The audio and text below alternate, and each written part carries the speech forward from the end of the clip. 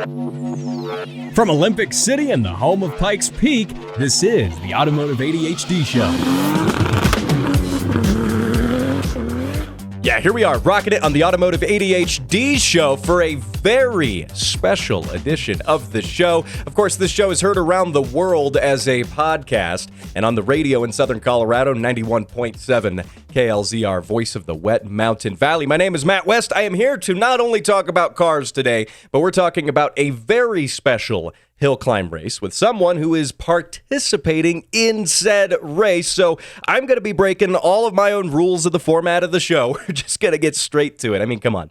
They're my own rules. I could break them anyway. So I am excited to introduce my next guest, who is racing in the Broadmoor Pikes Peak International Hill Climb, brought to you by Gran Turismo. He's someone who is no stranger to being behind the wheel of fast things, climbing up mountains. His team, by the way, is the first to have a single-season, three-time championship racing within the Colorado Hill Climb Association. His name is Jimmy Ford. Jimmy, welcome to the show. Well, thank you. Thank you for having me on. I appreciate it. Yeah, I'm really excited to have you on as we're getting closer to race week. You know, I was just telling you before the interview, those days are flying by fast. You know, we're getting ready to get out there, see some racing. Obviously, you're getting ready to do some racing. Now, before we talk about what you're doing with the hill climb, let's go into a little bit of your background. You know, how long have you been racing? What got you into all of this?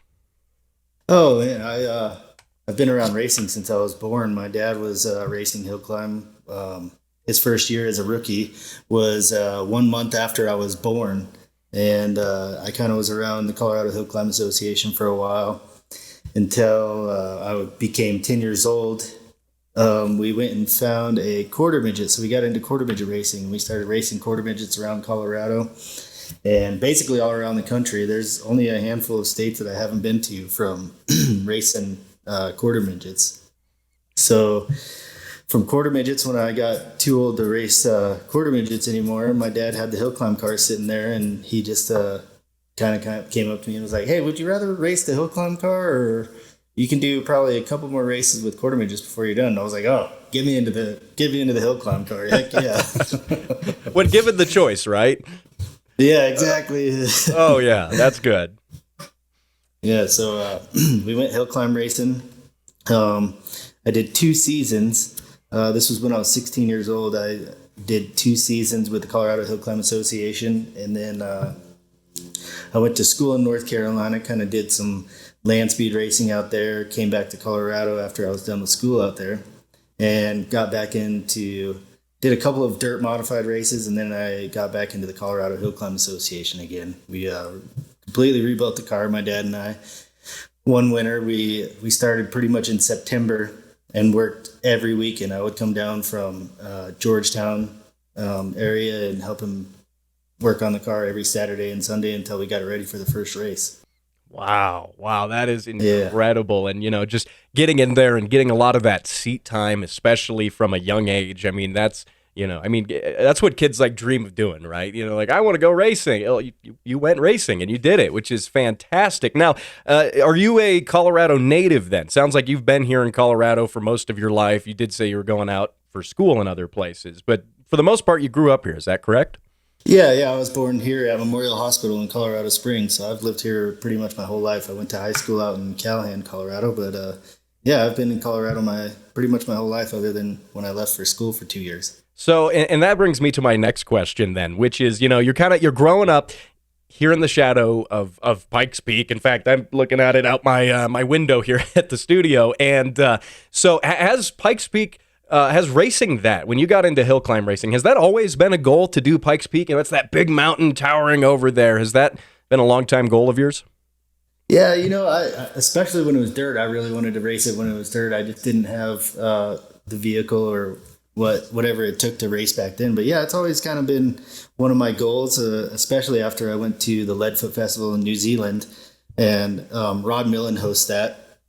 And we were kind of chit-chatting afterwards, and he's like, "When are you going to do Pikes Peak?" And it pretty much started from there. I was like, you know what, that's a good idea. I can, maybe someday I'll be able to do Pikes Peak. And then a good buddy of mine, his name is Chad Grant, he ended up buying the Bronco And so there became our opportunity to have a vehicle to compete in the Pikes Peak. So, Wow, that is fantastic. And it is one of those things sometimes when you grow up here, it's in your own backyard. I've talked before on the show how, people, I've met people from other countries and, Australia and, England, Japan. They're like, oh, where are you from? Oh, I'm Colorado Springs. And they're like, oh, I don't know where that is. And then you tell them, Pikes Peak, the hill climb. They're like, oh, yeah, we love Pikes Peak. So, and it's kind of funny, with growing up around that.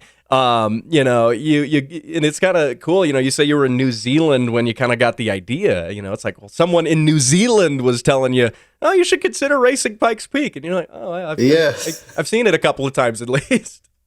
Yeah. And so, I've been up there to help another friend, Steve Gaglin. He's actually racing this year. And then, he was racing the orange number 27 Camaro in the Unlimited.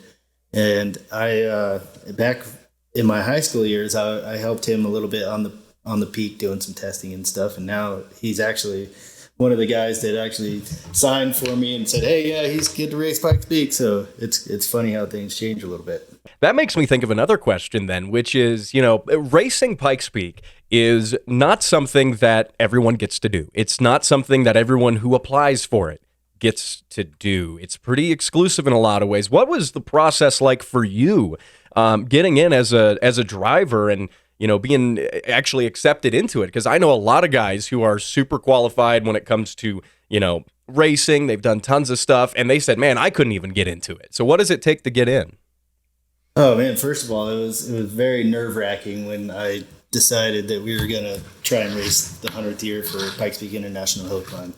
So I have been talking with quite a few competitors that have raced Pikes Peak International Hill Climb. And one of my mentors, Paul Dallenbeck, has been racing Pikes Peak a bunch. And I kind of talked to him and seeing if it was something that I could afford to do or something that I wanted to do, really, if it was logical to do Pikes Peak. And we came to the conclusion that we could shoot for it and see what happens. So we put in our application after speaking with a few good friends around Colorado Springs and a lot of veterans. And we ended up waiting. It was the hardest part to wait, a whole month after you get your application in to see if you're going to be accepted or not. And then when it came through and we got our packet in the mail, we were ecstatic. I mean, that was one of the greatest feelings, is getting accepted into Pikes Peak. Wow, that is incredible. And of course, I want to congratulate you on that as well. That is a fantastic achievement.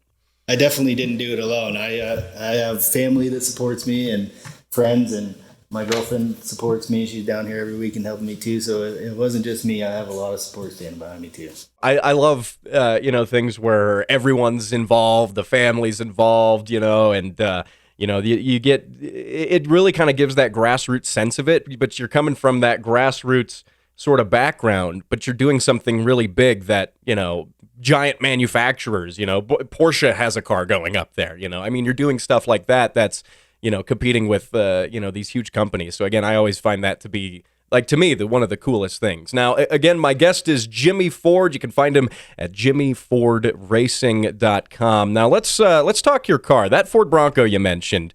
You were telling me before the interview here, we were talking a couple days ago about how that car already has a little bit of history with hill climb racing, and I think you said even Pikes Peak as well. Is that correct? Yeah, that's correct. The John Wells actually built the chassis back in either 93 or 94, but he built it for Leonard Vaschultz, and Leonard Vaschultz raced Pikes Peak a ton. He's well known on Pikes Peak, along with the Colorado Hill Climb Association. And he drove the Bronco in 1994 and 1995 against, some big names, Unters, a lot of big names back then when it was all dirt. And we pretty much got the Bronco, and it's basically how he raced it, and then we kind of converted it over for asphalt a little bit. But that's one of the cool things, bringing history back to Pikes Peak for the 100th running. Yeah, absolutely. And I assume that's also the same John Wells who did the Wells Coyote. Would I be correct in that? Yep. That's the same John Wells. Yeah. I figure there's probably only so many John Wells out there, but yeah, and who build race cars. But it's just curious because those have also been incredibly successful cars, and to have someone with that chassis design, who built your chassis is kind of cool. And also, bringing a car that raced Pikes Peak and bringing it back for the 100th running, which again is a little bit, there's a little bit more importance to this race. It's, the centennial running of the race, obviously. Now, let's talk a little bit about your car as well. Like, what's the sort of setup like? And, if you don't want to get too far into it because, you don't want other people to know what you're running 100%, I get that. But, what's the general platform like when it comes to your engine, transmission, rear wheel drive, I assume? How's the car set up? Yeah. So it's all aluminum chassis. It weighs about 2,800 pounds. Now we have a 351 cubic inch engine, and it's it was kind of an experiment on the heads that they were working back in the day. They were it was stuff they were doing for Jack Roush back in the day, kind of playing with the ports and stuff like that. And so that was back in the 90s. So this engine has survived. This race engine has survived since the mid 90s. There's been a few times it's been gone through, but honestly, it's in really good shape. Leonard just went through it last year again and checked it all out and said, man, it's still in pretty good shape. And so we decided, hey, we're going to run it. So that motor makes about 630 horsepower, and then it's backed up by a 4-speed Jericho. And then we have a Winters Performance quick change rear end. And we're just getting by with what we can for wheels for this year. We run 15-inch wheels. It's rear-wheel drive, and so it's quite the little toy to play around with. It's a little light and it's got some power to it. So I was going to say, I bet with a custom-built tube chassis like that with 600 horsepower, that thing must be a rocket ship. That's got to be a lot of fun. Yeah, up until you get about the halfway point of Pikes Peak, then you're like, "Where's the rest of the throttle?" Yeah, I was going to say. So that to me sounds like that's a carbureted engine in that. Is that correct? Yes, yeah, it's carbureted, and we run it on methanol. Really? Okay, because I've always kind of wondered too. A lot of guys are up there running carb stuff still.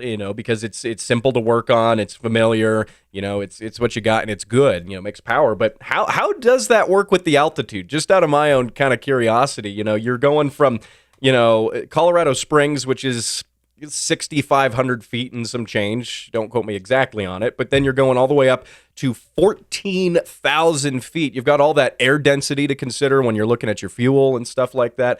How does that work, just out of curiosity? Luckily with being in the Colorado Hill Climb Association, we've kind of raced all over the state where, Monarch, it's 10,000 feet we get up to, and then we go to Grand Junction where you're at 4,000, 4,500 feet, Rangeley, all those places. So we kind of have a little bit of knowledge on tuning the carburetor. So what we kind of did was like, hey, Monarch's really high elevation. Let's just start there and see how it works for the first test session. And we were on the top section the first day, and it wasn't too bad. The tune was pretty decent. It wasn't really blubbering too hard, which is we're going to kind of have to tune it for like the middle section. So it may be a little lean on the bottom side, on the bottom section. And then, the middle section will be pretty good. But then when you get up to, like 16 Mile or the W's or that area where it starts really climbing up, then it might get a little fat or rich. And so we just got to tune it for what we can. And that's part of the carburetor game. For sure. And it's kind of an art tuning that and, figuring out your best way to get power where you need it on a course where your elevation is changing drastically. I mean, I can't think of any other hill climbs that are happening. There's plenty of them around the world, but that are happening at 14,000 feet is your finishing elevation. It's absurd. You're clear above tree line by a huge margin. Now, they did pave that road a few years back, and you kind of mentioned this earlier too, but with the car starting out racing when you were on dirt, when the race was in dirt rather, and you race it primarily in dirt, how have you had to change some of the setup to work with a paved road? Oh man, we spent since January trying to get this thing converted over and adding aerodynamics to go from from dirt to asphalt. So we have a whole different shock and spring package, and then we added a torsion bar on there, which there's not a whole lot of space on this Bronco to kind of add stuff. Things were built for dirt for the way he wanted it, so there wasn't a whole lot of room to add things. So we gotta get a little bit technical when we're putting some of this stuff on there. So the torsion bar was a little bit tricky to find the perfect place to get it in there. And then we also we added a wing. So in order to do that, because we wanted it to sit on the top of the Bronco, we had to add some aluminum bars coming up from the main chassis so that it wouldn't just press down on the roof. So when you get the downforce on your rear wing, it wasn't just collapsing that fiberglass body. So from there, we kind of did a lot of our own research on aerodynamic stuff and maybe cheated a little bit off of Reese Millen's Bentley from the previous years on the front splitter. So we added the front splitter to the front nose, and then obviously we got some tires that are slicks from Paul Dallenbeck was the one that kind of helped me out with getting tires and whatnot. So those are a Hoosier tire that we're running. So a lot of it was just time-consuming things to get it converted over, welding and fabricating and doing a lot of sheet metal work trying to get this thing to where it'll split the air. Right. It's a brick. Wow. Yeah. As I say, when you look at a Ford Bronco, normally you don't think aerodynamic when you look at them. But yeah, exactly. And you got to look at your downforce and all of that stuff when it comes to your running downforce in the corners. And then obviously that changes how you're doing your suspension too when you're adding X amount of pounds of downforce at a certain speed. So that is, and of course, so you're doing all this, fab work. Basically, it's you and your family working on this thing again. You don't have a team of 100 people and race engineers and computer CAD design stuff, and you're making it happen. Yeah. And one of the people that's kind of helped us out, actually, there's a few people that have helped us out. They're all off of Steve Gaglin's team, because I grew up around Steve Gaglin. Like I said earlier, I helped him on the peak a couple of times, and his team has seen me since I was a baby, fresh out of the womb baby, and they always have been a helpful hand to whoever needs it, but they've been extra helpful trying to get the Bronco set up for me, because they used to run a car that was similar. I mean, it wasn't the same body, but it was a Wells-built chassis, and they kind of have an idea of where to start for me. I mean, it's going to be different with every driver, but at least we had a good starting point, and thanks to them for helping Mark and Danny and Steve. There we go. I love that. There's no bitter rivalry here. You're all racing up the same mountain with the same goal. And I think it's fantastic that different teams, different racers help each other out. You don't see that in every form of racing, so that is very cool. Now, hey, Jimmy, hang tight. We are going to take a quick break here, and we're going to get back to it here in just a second. At the Speed Council, getting things done fast is our priority. We do everything fast, from driving, working, sleeping, and eating. Someone help, he's choking! This is Tim. Hello. And by the time this ad is over, he'll have bicycled across the earth 69 times. Nice. Even if our name sounds unfamiliar, you know our work. F1? Pfft, child's play. The world's first supersonic jet? Yep, that was us. Apollo 11? Also us. The fastest animal in the sea? Hell, we even wrote the Wikipedia article. Fast. And we're so dedicated to speed that we've genetically engineered the world's first hyperspeed speed machine. With this scientific breakthrough, you can download your favorite automotive podcast a whole day early. How's that for fast? Patreon.com/Throttle Warrior. Donate now. Download the show early and receive special perks. This message approved by the Speed Council and the Church of Fast Things.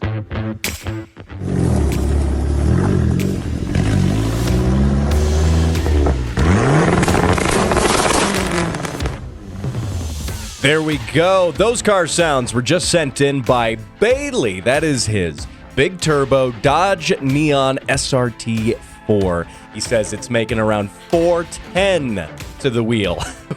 That's a lot of power in that little car. It sounds awesome. Very cool. Now, if you're a regular listener of this show, you know how this works. You send your car sounds into the show. You get entered for a chance to win the Automotive ADHD keychain and a $25 auto parts store gift card. Of course, you send those car sounds into facebook.com/automotive-ADHD, as well as you can email them to matt@throttlewarrior.com.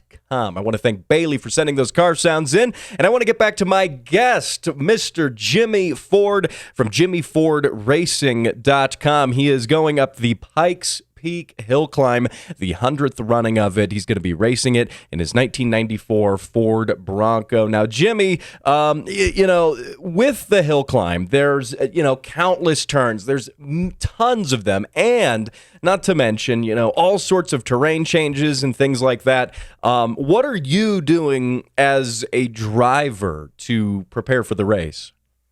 Yeah, so I've actually, before I signed up for Pikes Peak, I've never been all the way to the summit. So that was my first challenge, was actually being able to get up to the summit. So I started out watching videos on YouTube of different drivers and how they approach everything and trying to memorize the course while watching different lines. And then once I kind of got it down a little bit, I was like, okay, now I'm ready to go drive Pikes Peak and see what it's like, other than watching it through a screen, because it's always going to be different. Even when I drove it for 6 hours trying to study the course, getting in the race car behind the windshield is completely different than driving in your pickup too, because everything comes so much faster. You don't see the same way, because your mind has a way of slowing things down when you're behind the wheel of a race car versus driving up in a pickup. So it's kind of tough to get prepared for this race, especially because the mountain has a mind of its own. And I've had veteran after veteran after veteran tell me, that it's up to the mountain how you finish, what you finish. It's not up to you. The mountain controls it. So I just got to keep that in mind too while I'm doing a lot of studying. Right. Because you can have sun and nice weather at the bottom of the mountain, and then it can be blowing snow sideways at the top. And in the middle of summer too, we don't think of snow in summertime usually, but up there it can absolutely happen. And if I recall, last year there were numerous rain delays, and they had to cut the course short because of that. So that's in a lot of ways you're at the mercy of some of the characteristically Colorado weather, I would say. Yeah, exactly. And that's another thing too, is that with the freezing and everything up there, the road changes daily. So, there's been some drivers before that'll go up there and on testing days during peak week or practice days during peak week, and then drive the road right before race day and say, oh, wow, that bump wasn't there before. And that's another thing. You just got to kind of memorize where the bumps are when you're getting to your shutdown points or going through corners and stuff like that. So, it's always changing. So that's one of the great things about this mountain is it's really tough to try and figure it out.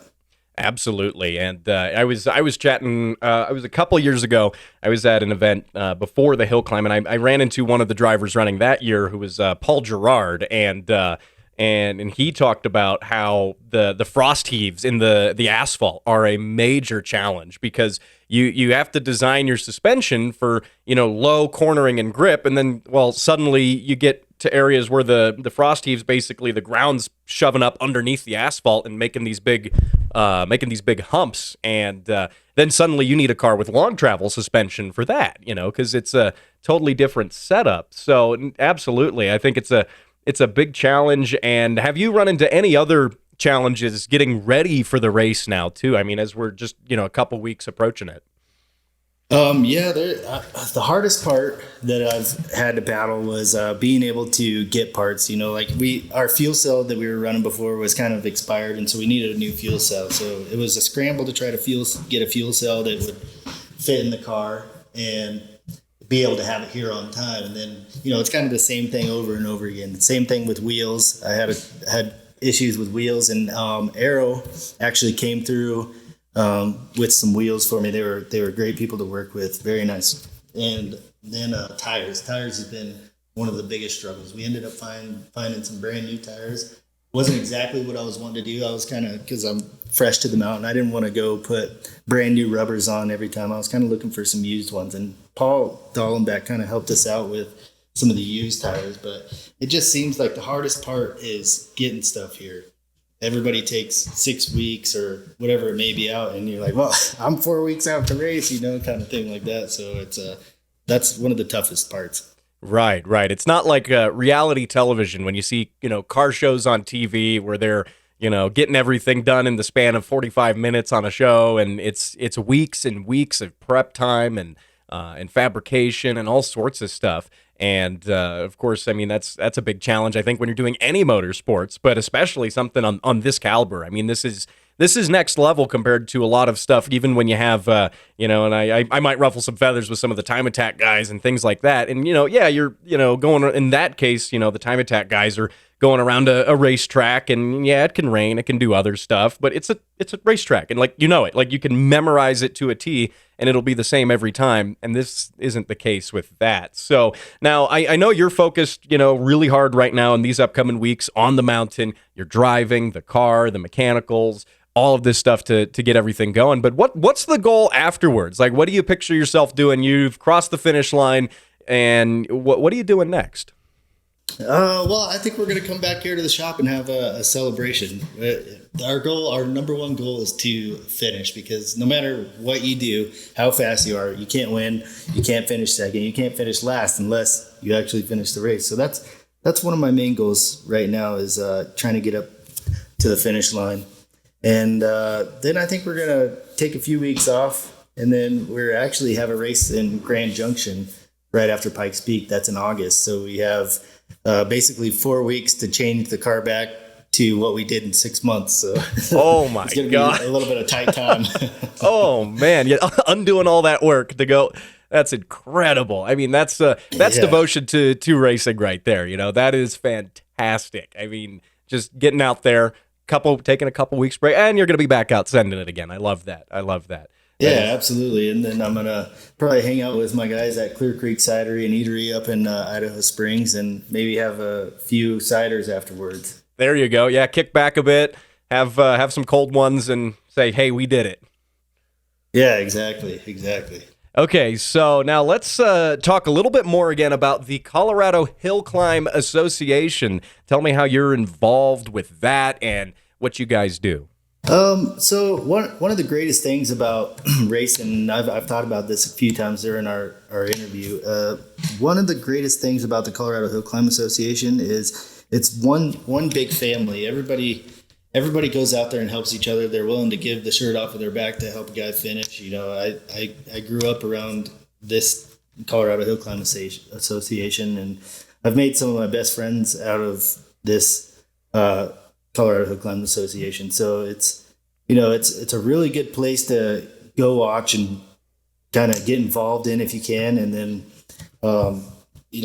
it's a different type of racing. You have muscle cars up there that are on dirt, high horsepower V8 stuff. And then you also have, rally cars that are, big turbos, a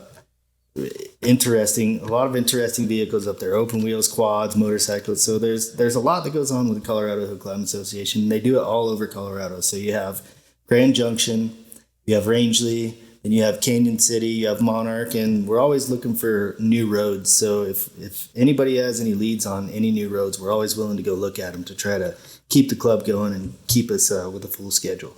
Absolutely, and that is fantastic. Keeping that racing going, and and when you mentioned them too, when we chatted a few days ago as well, I've been looking them up, and I've been watching some videos, and oh man, it looks like so much fun. It's got me, kind of wanting to. It's got me wanting to build a car to go do some of that now. I've got a lot of experience on paved circuit track racing, road courses, and autocross and things like that. That's where my background is, but hitting that on the dirt and going up hills and doing more technical stuff, that seems super cool. So you'll probably see me hanging out there sometime soon. I got to check it out. Yeah, I would love to see anybody come up there. And the thing about it is you can, if you buy a pass to go to a Colorado Hill Climb Association event, you can literally stand right next to the drivers for $12-15. I can't remember what they're charging for a pass right now, but it's nothing to be able to go into the pits, go up the road, watch from your favorite spot where you can see a bunch of the road and interact. And it's like one big party weekend, it's with racing involved. It's really cool. Absolutely. And again, my guest is Jimmy Ford. You can find him at jimmyfordracing.com. And Jimmy, is there anywhere else that folks can keep up with what you're doing right now? Yeah, sure. They can catch me on my YouTube channel. It's Jimmy Ford Racing, or on my Instagram. It's Jimmy Ford 4, and Jimmy is spelled with 2 Y's. Awesome, awesome. See, there you go. Give this man a follow. Keep track of everything he's doing. Watch some amazing racing. I have seen some of the videos on your YouTube channel of you, just absolutely mobbing it up hills, and that's just, it's super cool. Like you got to see what this guy's doing. It's awesome. Now, are there any people as well, sponsor wise, who've been helping you out with this and really making things happen? Yeah. So JDT Builders is actually out of Salida. Daniel Martinez is one of my sponsors that came through and helped me out a bunch.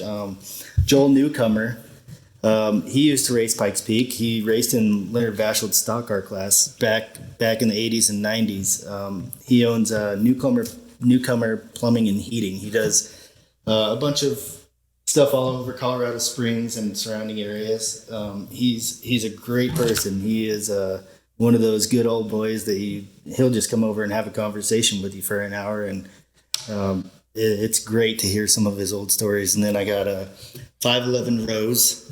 511 Rose is up in Georgetown there, which anybody that's ever traveling through Georgetown, they really need to stop at 511 Rose, especially if you're a car guy. He has some of the coolest stuff all over his walls. He has clocks that are gears, he has gas pumps. I mean, the place is one of the coolest places that I've ever been to as far as a restaurant, not to mention the food. And he's kind of one of those good old cowboys that he doesn't have any TVs in there, no Wi-Fi. He just wants to sit down and have a conversation. He wants to get back to those days, which is really cool. He'll chat your ear off. And then Albert Fry and Sons is one of my sponsors. It's my employer also. They're Wallstrom Quarry up in Idaho Springs. And then obviously my family is one of my biggest helps, being here, doing whatever they can to help me out, even when I'm working up there in Idaho Springs and they're down here, because I travel down to the Springs every weekend to work on the Bronco from Georgetown. So when I'm not here and there's something that needs to be done, they always pull through and help me out. So they're one big help. And it's Rocky Mountain Machine here in Colorado Springs. Stanley down at Rocky Mountain Machine. He's always been right there to help me. Last year when we were going for the 3 championships for the Colorado Hill Climb Association for the 50th year, we had a lot of engine problems in the car.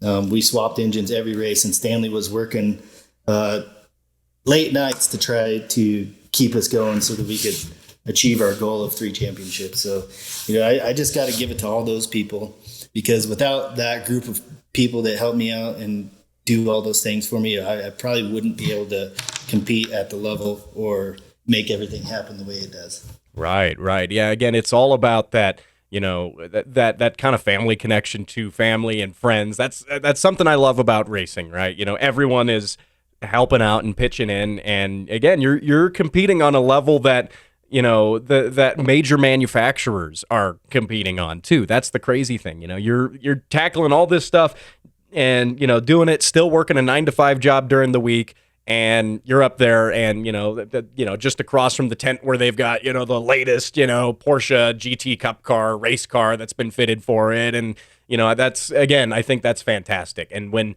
that's what racing really is about, and I've talked on my show before about things like F1, and there's all this budget and all this crazy stuff, and what you're doing to me is really real racing, in my opinion. Yeah, it was kind of funny. Last weekend during testing, on Sunday when we were on the lower section, we were actually one of the first ones there, and we got our pit set up, and then there's Ken Block's crew pulled in right next to us, and they get the car out and they hook up 3 different laptops to it, and we were kind of joking like, hey, let's get all of our iPads out, and after this run we'll hook our iPad up to the Bronco, just kind of joking around. Quick, you're pulling an iPad out, look like you're doing something. Yeah. Man. Yeah. So we have fun with it too, but they were a great group of people. They were very nice, very, very fun to be next to, great neighbors. So I got to give a shout out to them too. Absolutely. Well, Jimmy, again, this is amazing. I am so excited to, have you here on the show and be able to support you in what way I can as well for your endeavors to go up that mountain. And of course, I wish you nothing but safe racing as well. It can be very dangerous up there, so it's gonna be a wild ride as we come up on these couple of weeks going up to the race. And I hope to have you back on the show as well, maybe a little before the race. Talk a little bit about it, just for briefly about how you're going into it and how things are going. And then obviously after the show, after the race rather, I'd love to invite you on the show if that sounds good. Yeah, absolutely. And a couple of things. We're going to be down at FanFest too, so make sure to come down and see us down at FanFest. And then this weekend on Saturday from 2 to 7, they have a kind of like a little band and car show at Gold Hill Mesa. And we're going to be down there if everything goes well with testing on Saturday. So come see us down there too. Fantastic. Again, give this man a follow, JimmyFordRacing.com. You got to keep up with what Jimmy is doing. This is really good. Again, Jimmy, thank you for joining me on the show. I can't wait to have you back. Thanks, man. I appreciate it, and I can't wait to get back on here with you too. All right, there we go. And I want to thank you, the listener, as well, for hanging out for this very special edition of the Automotive ADHD show. And, of course, I am getting stoked as we're getting closer and closer to the big event, the Broadmoor Pikes Peak International Hill Climb, brought to you by Gran Turismo. Now, this is going to be a lot of fun. I can't honestly think of any other car podcasts that are doing exactly this, providing you this level of coverage around this big event, that people know around the world. You know what? Hey, if anything, I'll take credit for being the only guy doing this right now. It's awesome, and I'm so stoked that you are along for the ride. And of course, if you want to keep up with everything that's going on between the shows, Facebook.com/AutomotiveADHD, and then also you can keep up with Jimmy Ford again, JimmyFordRacing.com.